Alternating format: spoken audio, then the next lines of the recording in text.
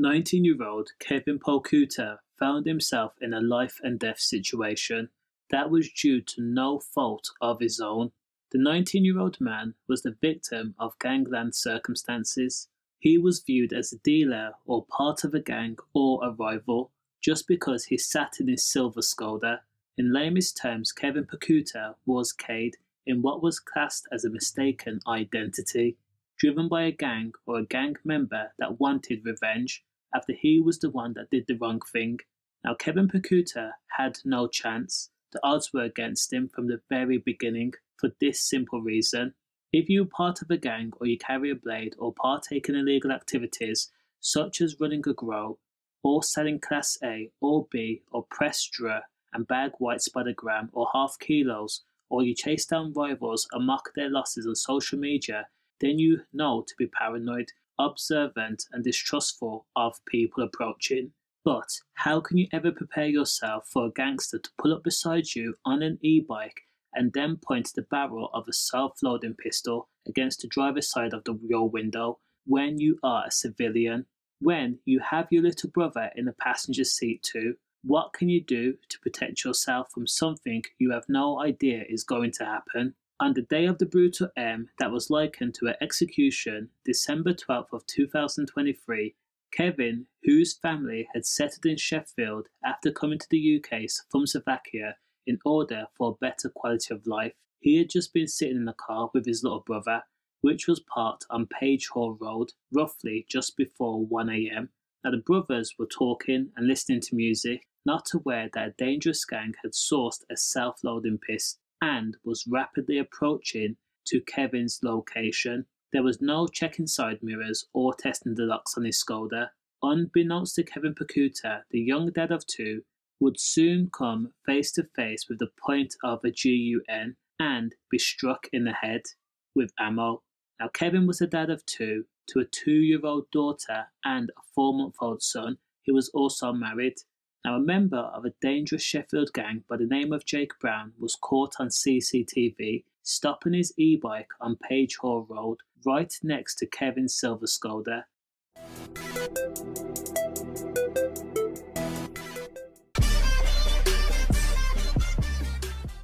Kevin Pokuta had noticed a metal object from the corner of his eye and a guy on an e-bike. Sensing the danger, Kevin started his car, threw the car into first gear and then tried his best to get his little brother to safety. Now Kevin got no further than a few meters down the road when Jake Brown raised his pistol and then pressed the trigger. At the time, Jake had his face covered with a mask and he thought he was safe in acknowledgement that he was disguised. Now in total, Jake squeezed the trigger a total of 5 times. Ammo had gone through the window. Kevin was struck and casing struck his head. Someone called 999, which was like Kevin's brother, and emergency services were blue lighted to the scene. Both police and ambulance crew arrived and they put Kevin in the back of an ambulance and rushed him to hospital as an emergency. Now, the parents managed to get to the hospital and they actually thought that he would survive because Kevin was a fighter. However, he was soon pronounced dead later that day. This was now an M investigation, and police had no idea what could possibly be the motive for a young dad who was married, who had no gang affiliation, be caged in such tragic circumstances. It showed all the signs of a targeted hit. So when police investigated the K, over a dozen police officers were deployed to the Burn-Grieve area of Sheffield.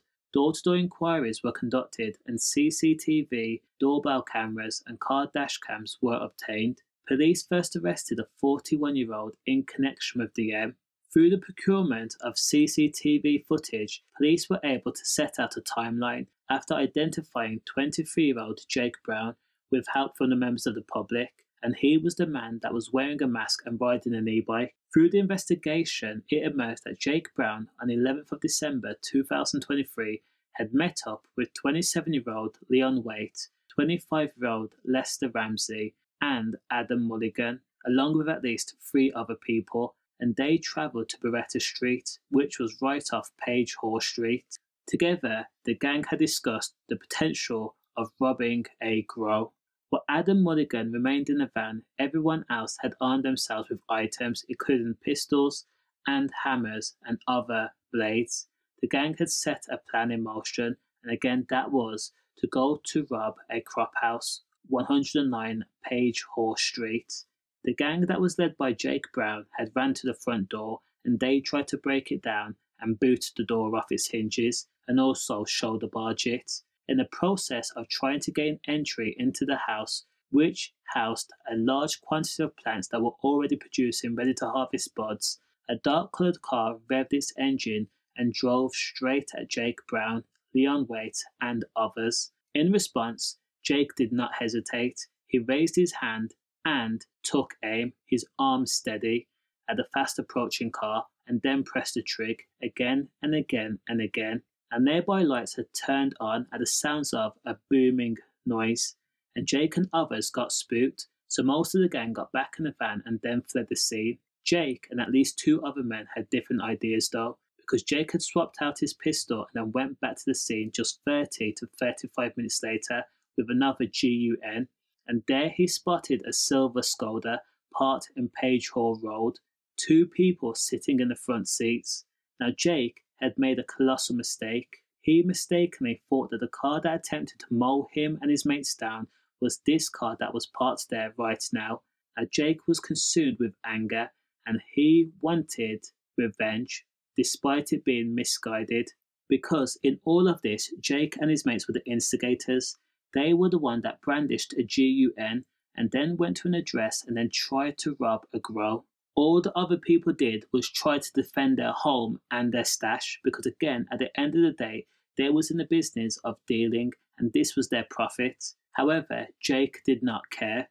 He was disgusted that someone would protect their stash and was willing to mow him down for the purpose. The gall of it. Now Jake had gone right to the window of the silver Skoda that Kevin Pokuta and his little brother were sitting in, and then he pressed the trigger. He did not know Kevin Pokuta, and Kevin did not know him. Kevin had nothing to do with the weed farm at the address. As Kevin attempted to speed away, one of the 5 casings struck Kevin in the head. His 17-year-old brother had to watch his own big brother fade into unconsciousness, red leaking. Now Jake, Leon, Adam and the teenagers who could not be named for legal reasons were arrested. Leon Waite was arrested actually wearing the same gilet that he had worn on the night that Kevin was emmed. Police also found a van that had been used to take Jake and Co to Page Horse Street and also away from the scene. It had not been destroyed. Adam Mulligan told police that even though he actively went to the scene where the weed farm had been, the plan was not sophisticated and he had not gotten out of the van. Furthermore, the address was treated like a garden centre rather than a home or a dwelling. For the M of Kevin Pokuta, Jake Brown was found guilty of the M, and he was described in court as an extremely dangerous and a person whom clearly went out with the intentions of causing harm and K-ing if needed in order to attain fast money. Adam Mulligan was jailed for 3 years and 6 months. Leon Waite was jailed for 4 years and 6 months, and Jake Brown was jailed for life, with a minimum term set at 37 years. All those on trial were found guilty of conspiracy to rob.